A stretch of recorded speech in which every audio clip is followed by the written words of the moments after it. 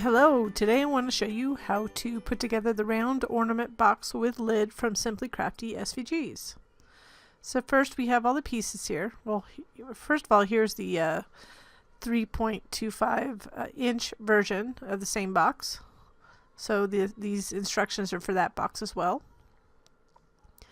And here are the pieces, so we're going to put aside the inserts, and then we're going to start with putting panels on the lid. So as you can see, I already folded on the scores. That is sometimes helpful before you put on the panels, so you can see where to center it a little bit better, especially with older eyes like mine. So I'm just going to go center it. It just has a little edge around the outside of it, the panel. And the same thing with the little panels on the sides of the lid. So just center them. They're all the same size, so there's no need to pick or choose which one you need to put it on since it's square. That's not the same with the disc ornament box. Two of them are longer than the other.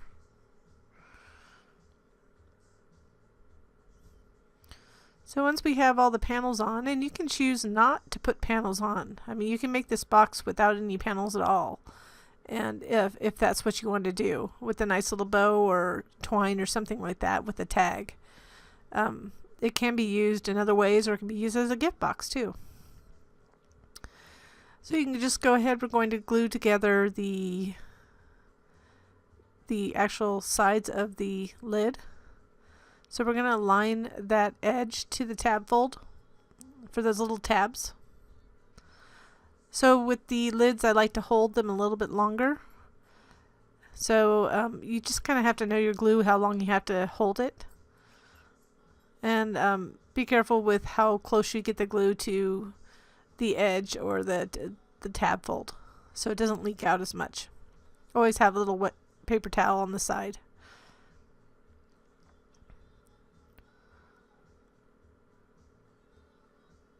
So we have one more to go.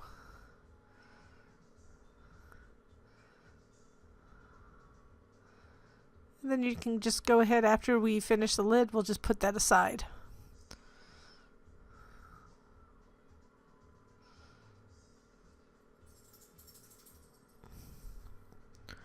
There it is. So now we're going to resume by putting panels on the larger pieces. It's just easier to put the panels on before you assemble. You can put them on afterwards, but I highly suggest you do it before. You just want to center them again. I always start at the bottom. I think it's easier for me, at least. And then I can see the spacing because there's just a little edge around the all sides. Especially with the middle piece. Once you get the glue on there, and I just try to do it as light as possible because you don't want your glue leaking through. Again, this is where you need to know your glue and the different papers you can use with it. So I just go ahead and line it at the bottom just carefully because I need to make sure that that center shows through.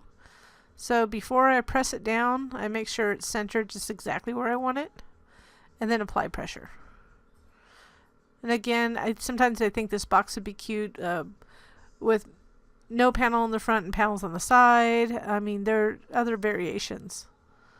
So here I'm folding everything on the scores before I get started.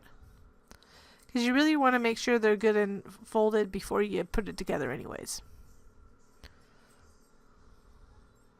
So again, just 2 more panels to center.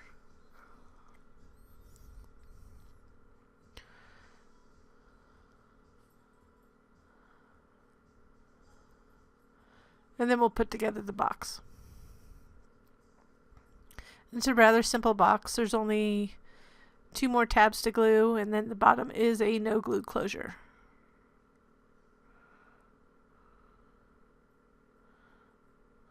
Again, this would be a good gift box. You could put if for some reason you want to use it some other time for a birthday or something, you could just omit you don't have to cut out the inserts or anything. So now we're going to add glue to that long tab on the side there, and we're going to align the edge of the other piece to the tab fold carefully. We want to get this as close as possible because it does affect how the next one glues. And it doesn't matter which tab you start with.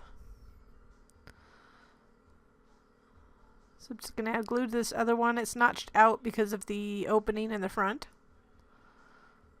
I'll just carefully kind of align it. Make sure if you have to adjust the other piece, you do. Just move it up or down. And that's the basics. So now we're just going to close it. So we start with the forked piece, and then the 2 flaps on the side, and then gently fold that last piece into place underneath the center of that forked area. So here we go. It's because it's craft paper, it kind of bends a little bit at the top. Normally with my American Crafts cardstock, it does not do that. So simply we're just going to fold the edges, the sides down for the insert, and insert it. Now it shouldn't be that bad if you're using regular cardstock. It's just because I'm using craft cardstock. But you just have to move things around to get it in. And then just push it down. And there's no gluing required there. We'll just insert the ornament. Then we'll fold the edges up on the top insert to hold that top piece in place. You just want to kind of push it down. Again, the shape of my box is just because of the craft paper I'm using. Kind of stick that top piece through, and that holds the ornament in place, and then you just add the lid. And that's it. That's how it's finished, and here are both the boxes, so the 4-inch and the 3.25-inch. I hope you enjoyed this project, and I thank you so much for watching.